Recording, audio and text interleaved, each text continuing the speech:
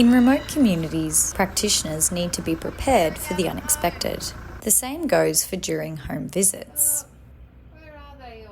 Even if things don't always go to plan, having an idea of visit structure can help practitioners to feel confident in balancing responding to families' needs with delivering key information and supporting parents to develop skills that can help them to feel strong in their parenting.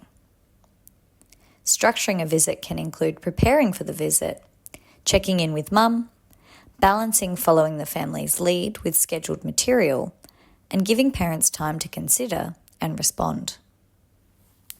Before I go on a visit, I always sort of go through them myself, like just to, for refreshing knowledge, and also sort of going, okay, yeah, what's appropriate for this visit, and have them there as a guide. And I always take the mat, their schedule, so they can see where they're up to date. And then once we've finished, I can look and I go, okay, well, your next visit will be about this time. As I keep all their papers, like if we've done, if I've got their Centrelink papers for new babies, and even up until, I keep those up until I know that they're getting, their payments are really settled in. We'll just throw a few toys in the car, for sort of age-appropriate things. Indigenous Literary Foundation books. Every child gets books to keep, because I think that is really important, whether it's just looking at pictures, learning how to turn pages. Like, there's lots of ways of learning with books, and the mothers love them, and I found the kids love them. So we give away a lot of books with that, and they could, that keeps them busy while we're chatting. If we go to a house for a visit, whoever is in that house is welcome to sit and learn. And I think, that's the way that most of the girls work. And the families are really fascinated. You bring out, because they love playing with the kids. So obviously, if you have a few toys and stuff with you, or you bring out those cards and they like to look at them, to say, oh, what's that, Yappa? Checking in with mum at the start of the visit can get the conversation going and can help the practitioner to get insight into what is going on for mum. Yeah, so different experience now doing bottles. Yeah. Yeah. It's different experience because I get up at 4 or 5 o'clock in the morning. Yeah. And then sleep all day. Yeah.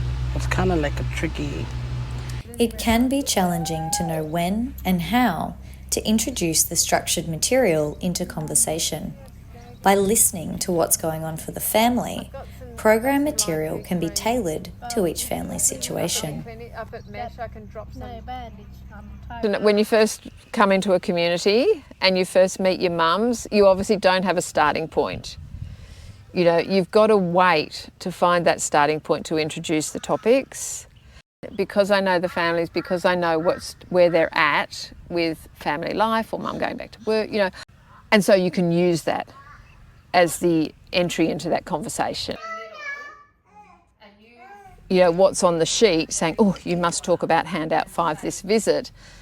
I find sometimes it's not appropriate. It's either, too advanced for that age group, or, maybe you've already talked about it because an opportunity has come up, or a situation, an example has been, been able to use before.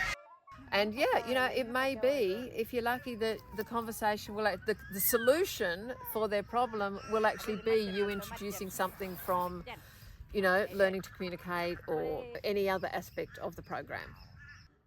If you ask them a question, give them time to think about it and answer.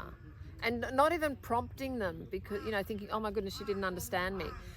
Because you're speaking to them in maybe their second, third, fourth language.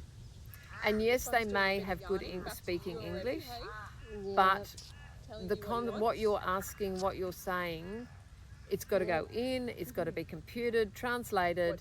She's got to then comprehend it, and then it comes out. And that may take 5 minutes,